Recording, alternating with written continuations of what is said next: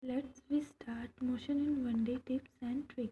During translation motion of a body, there is a change in the location of body. Next, during rotational motion of a body, there is a change in the orientation of body while there is a no change in the location of the body for the axis of rotation. A point object is just a mathematical point. This concept is introduced to study the motion of body in a simple manner. Then the choice of origin is purely arbitrary. Next, for one dimension motion, the angle between acceleration and velocity is either 0 degree or 180 degree and it does not change with the time. For two-dimension motion, the angle between acceleration and velocity is other than 0 degree or 180 degree and also may change with the time. Then next point is if the angle between a vector and v vector is 90 degree, the path of a particle is a circle.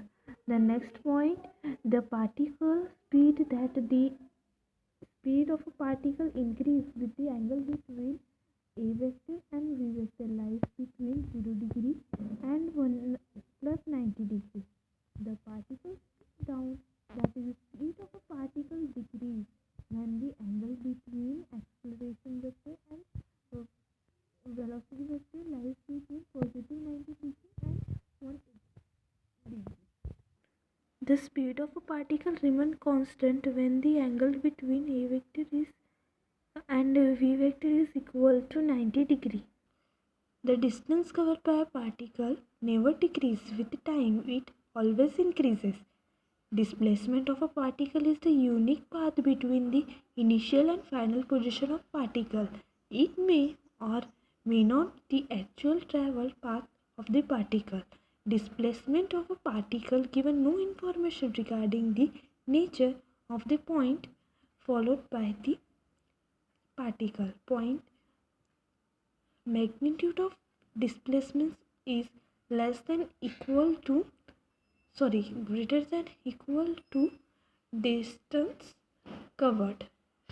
Since distance is greater than equal to displacement, so average speed of the body is equal or greater than the magnitude of the average velocity of body. The next point, the average speed of a body is equal to instantaneous speed if the body moves with constant speed. Next, no force is required to move the body or an object with uniform velocity. Then last one, velocity of a body is positive if moved to the right side of the origin. Velocity is negative if the body moves to the left side of the origin. When body reverses its direction of motion while moving along a straight line, then the distance traveled by a body is greater than the magnitude of displacement of the body.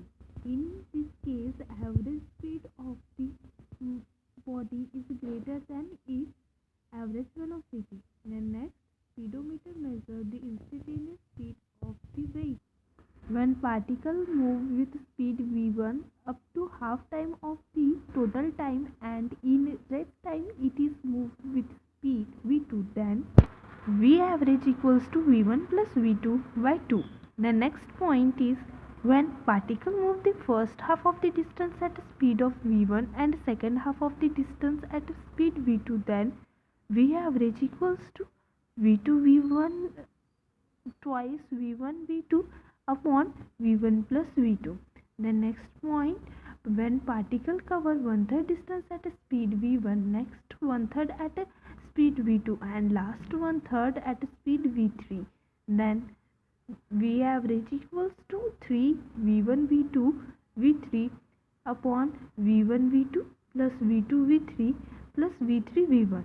The next point is for two particles having displacement time graph with slope theta1 and theta2 possess velocity v1 and v2 respectively, then v1 by v2 equals to tan theta1 by tan theta2.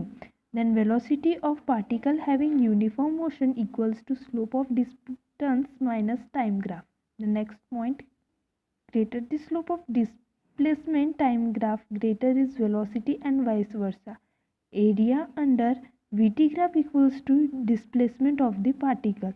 Slope of velocity time graph equals to acceleration. The next point is, if particle is accelerate for a time t1 with acceleration a1 and for time t2 with acceleration a2, then average acceleration is a average equals to a1 t1 plus a2 t2 upon t1 plus t2. If same force is applied on a two body of different masses m1 and m2 separately, then it produces acceleration a1 and a2 respectively. Now these bodies are attached together and form a combined system, and same force is applied on that system, so that b acceleration of a combined system, then a equals to a1 a2 upon a1 plus a2. If a body start from rest and move with uniform acceleration, then distance covered by a body in a t second is proportional to t square, that is s is directly proportional to t square. So we can say that the ratio of distance covered in 1 second, 2 second, 3 second